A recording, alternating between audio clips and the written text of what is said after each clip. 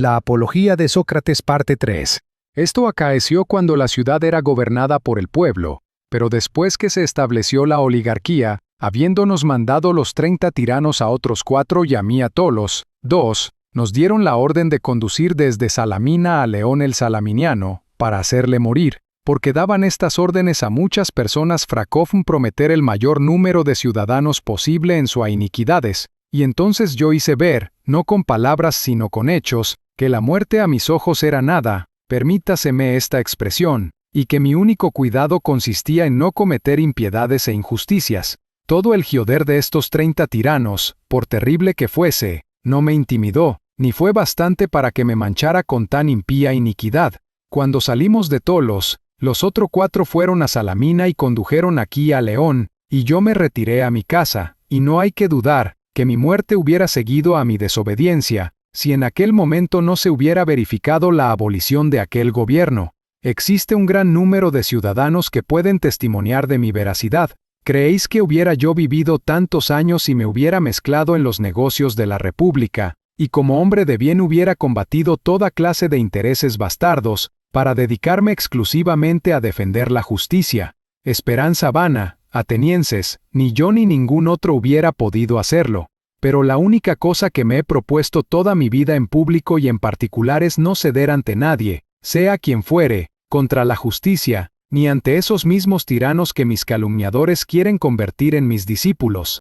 Jamás he tenido por oficio el enseñar, y si ha habido algunos jóvenes o ancianos que han tenido deseo de verme a la obra y oír mis conversaciones, no les he negado esta satisfacción, porque, como no es mercenario mi oficio, no rehúso el hablar, aun cuando con nada se me retribuye. Y estoy dispuesto siempre a espontanearme con ricos y pobres, dándoles toda anchura para que me pregunten, y, si lo prefieren, para que me respondan a las cuestiones que yo suscite. Y si entre ellos hay algunos que se han hecho hombres de bien o pícaros, no hay que alabarme ni reprenderme por ello, porque no soy yo la causa, puesto que jamás he prometido enseñarles nada, y de hecho nada les he enseñado. Y si alguno se alaba de haber recibido lecciones privadas, o oído de mí cosas distintas de las que digo públicamente todo el mundo, estad persuadidos de que no dice la verdad. Ya sabéis, atenienses, por qué la mayor parte de las gentes gustan escucharme y conversar detenidamente conmigo. Os he dicho la verdad pura, y es porque tienen singular placer en combatir con gentes que se tienen por sabias y que no lo aún. Combates que no son desagradables para los que los dirigen. Como os dije antes, es el Dios mismo que me ha dado esta orden por medio de oráculos, por sueños, y por todos los demás medios de que la divinidad puede valerse para hacer saber los hombres su voluntad. Si lo que digo no fuese cierto, os sería fácil convencerme de ello, porque si yo corrompí a los jóvenes, y de hecho estuviesen ya corrompidos, sería preciso que los más avanzados en edad, y que saben en conciencia que les he dado pernicaosos consejos en su juventud, se levantasen contra mí y me hiciesen castigar, y si no querían vacilo, sería un deber en sus parientes, como sus padres, sus hermanos, sus tíos, venir a pedir venganza contra el corruptor de sus hijos, de sus sobrinos, de sus hermanos. Veo muchos que están presentes, como Critón, que es de mi pueblo y de mi edad, padre de Critóbulo, que aquí se halla, Lisanias de Esfetíos, padre de Esquines, también presente, Antífon, también del pueblo de Jefisa y padre de Epígenes, y muchos otros cuyos hermanos han estado en relación conmigo, como Nicostrates, hijo de Zotidas y hermano de Teodoto, que ha muerto y que por lo tanto no tiene necesidad del socorro de su hermano. Veo también a Parales, hijo de Demódoco y hermano de Teages, a Dimanto, hijo de Aristón con su hermano Platón, que tenéis delante, Artodoro, hermano de Apolodoro y muchos más, entre los cuales está obligado Melito a tomar por lo menos 1 o 2 para testigos de su causa. Si no ha pensado en ello, aún es tiempo, yo le permito hacerlo. Que diga, pues, si puede, pero no puede, atenienses. Veréis que todos estos están dispuestos a defenderme, a mí que he corrompido y perdido enteramente a sus hijos y hermanos, si hemos de creer a Melito y a Nito.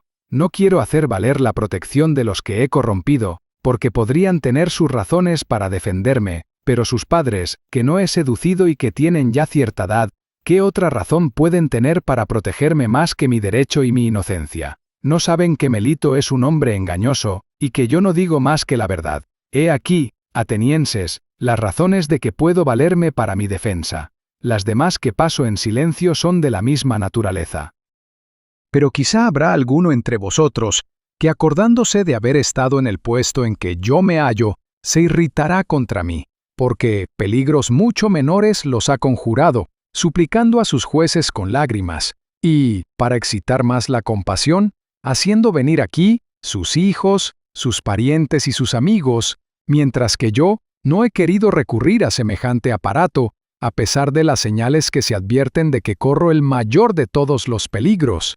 Quizá presentándose a su espíritu esta diferencia, les agriará contra mí, y, dando en tal situación su voto, le darán con indignación.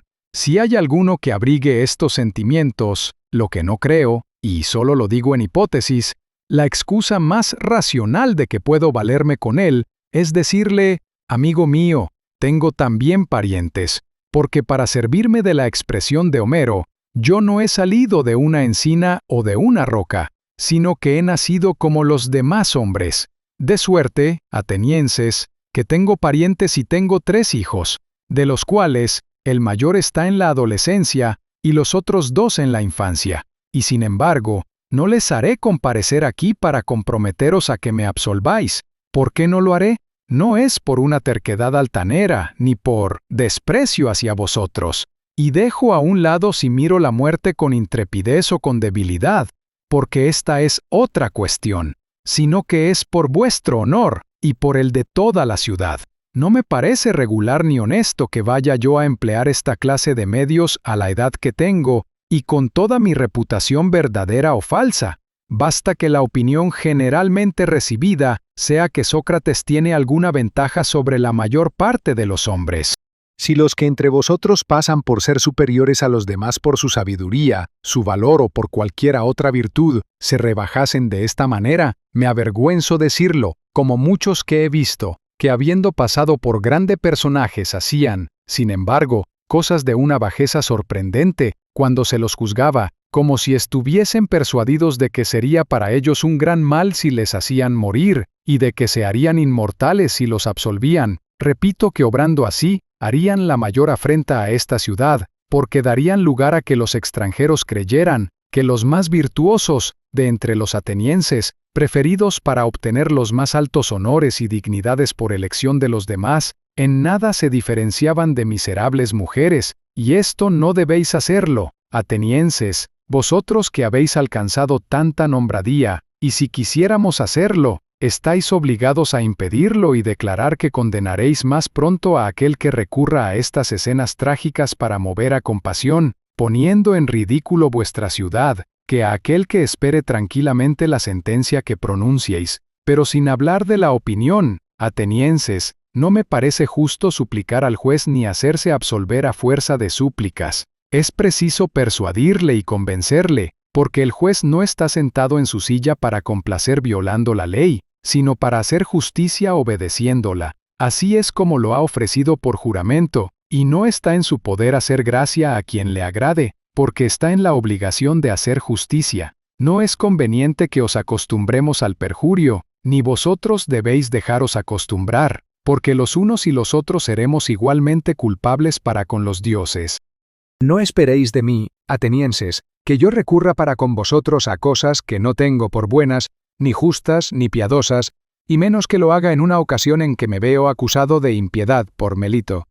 Porque si os ablandase con mis súplicas y os forzase a violar vuestro juramento, sería evidente que os enseñaría a no creer en los dioses, y queriendo justificarme, probaría contra mí mismo que no creo en ellos.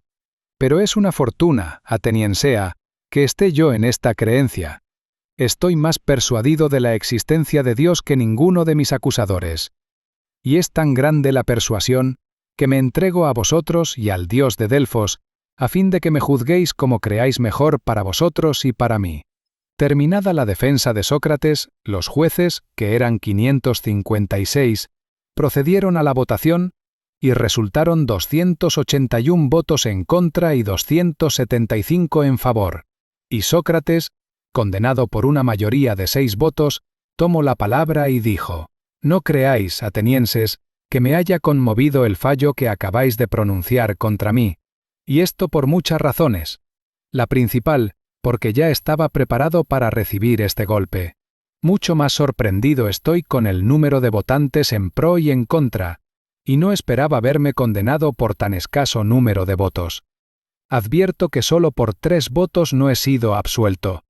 Ahora veo que me he librado de las manos de Melito, y no solo librador, sino que os consta a todos que si Anito y Licón no se hubieran levantado para acusarme, Melito hubiera pagado 6.000 dracmas, 1, por no haber obtenido la 5ª parte de votos.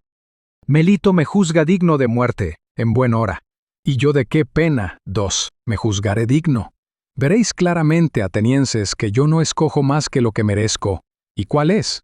¿A qué pena, a qué multa voy a condenarme por no haber callado las cosas buenas que aprendí durante toda mi vida, por haber despreciado lo que los demás buscan con tanto afán, las riquezas, el cuidado de los negocios domésticos, los empleos y las dignidades, por no haber entrado jamás en ninguna cabala ni en ninguna conjuración, prácticas bastante ordinarias en esta ciudad, por ser conocido como hombre de bien, no queriendo conservar mi vida valiéndome de medios tan indignos?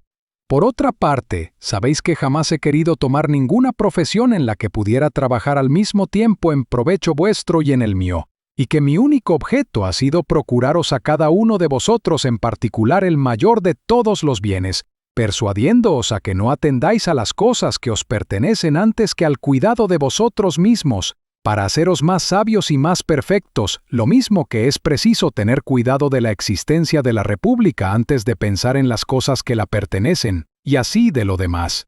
Dicho esto, ¿de qué soy digno? De un gran bien sin duda, atenienses, si proporcionáis verdaderamente la recompensa al mérito, de un gran bien que pueda convenir a un hombre tal como yo. ¿Y qué es lo que conviene a un hombre pobre, que es vuestro bienhechor, y que tiene necesidad de un gran desahogo para ocuparse en exhortaros? Nada le conviene tanto, atenienses, como el ser alimentado en el Pritaneo. Y esto le es más debido que a los que entre vosotros han ganado el premio en las corridas de caballos y carros en los Juegos Olímpicos. 1.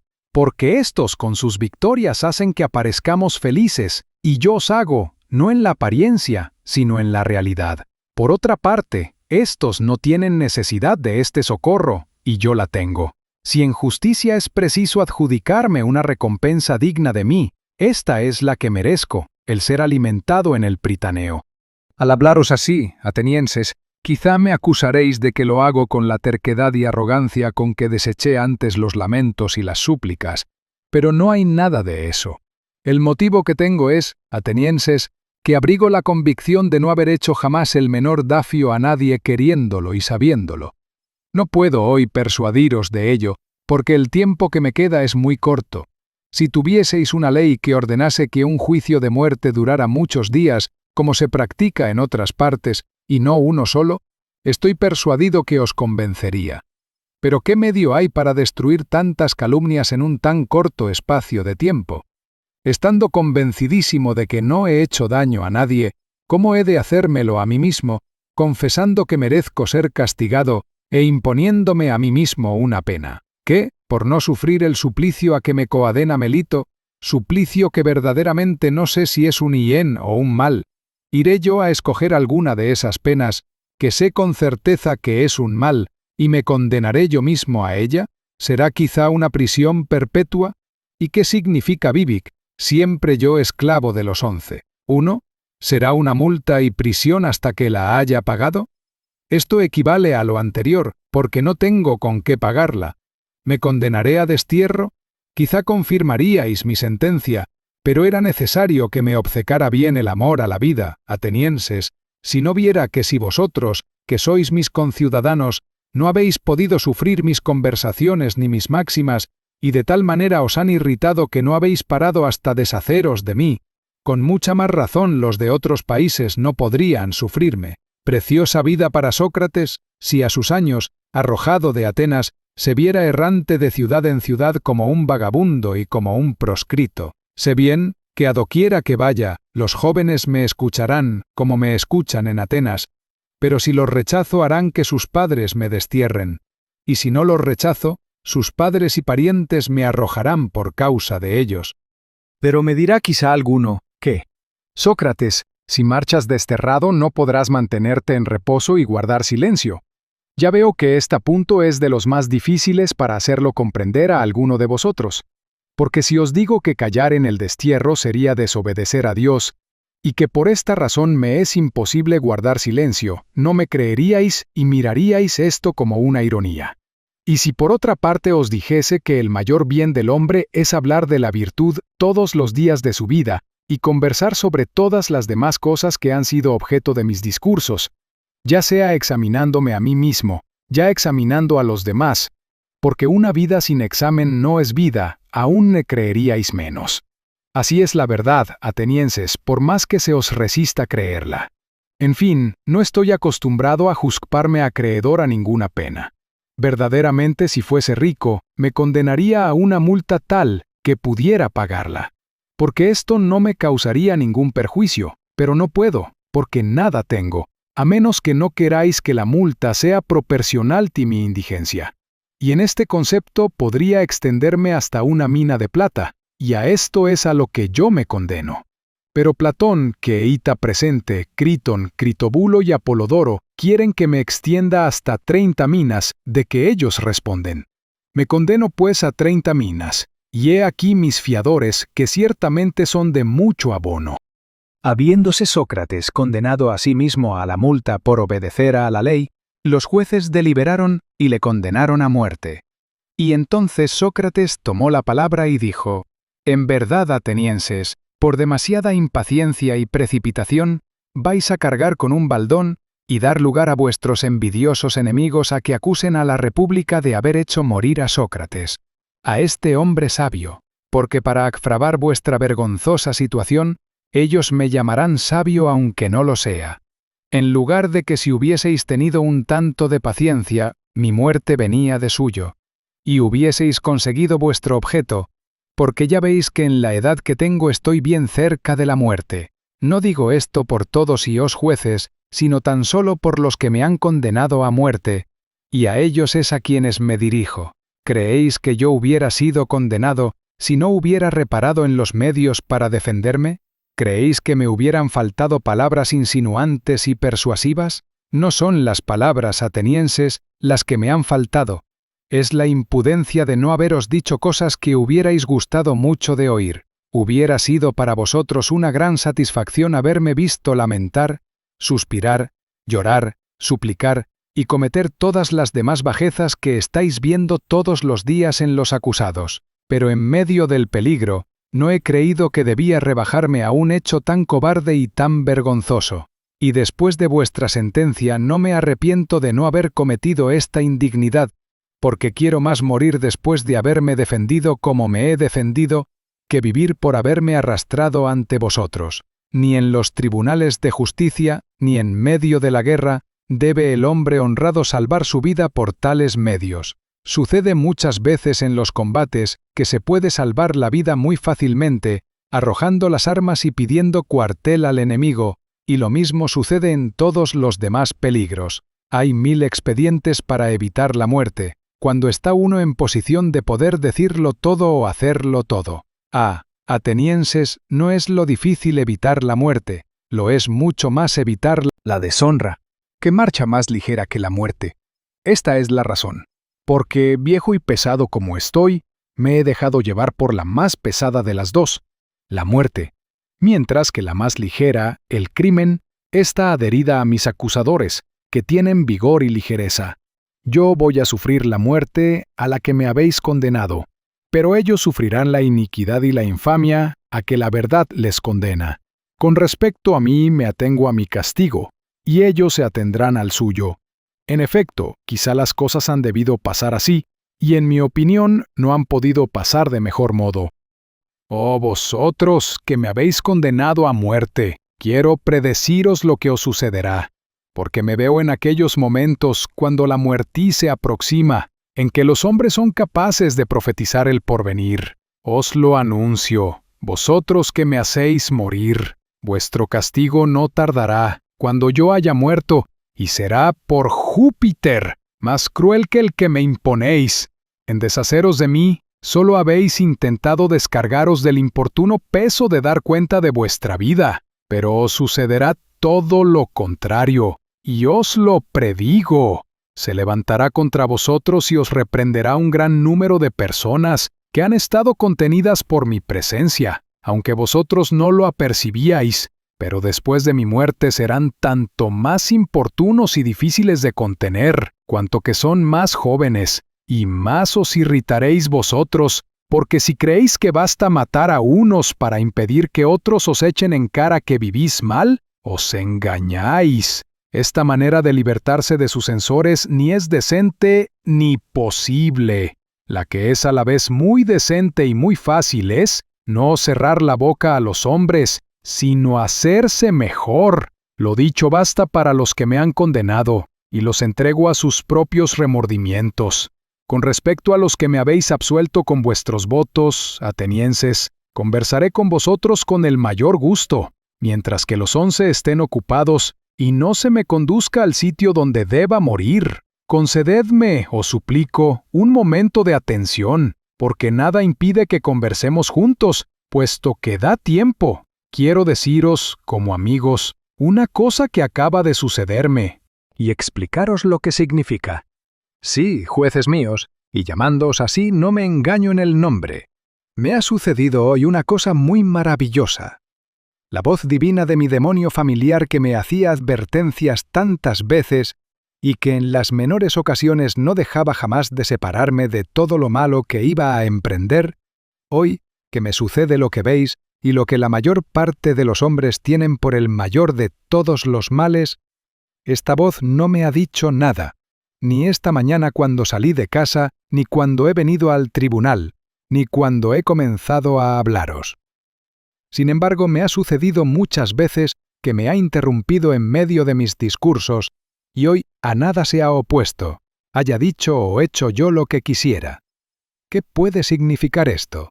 Voy a decíroslo. Es que hay trazas de que lo que me sucede es un gran bien, y nos engañamos todos sin duda si creemos que la muerte es un mal.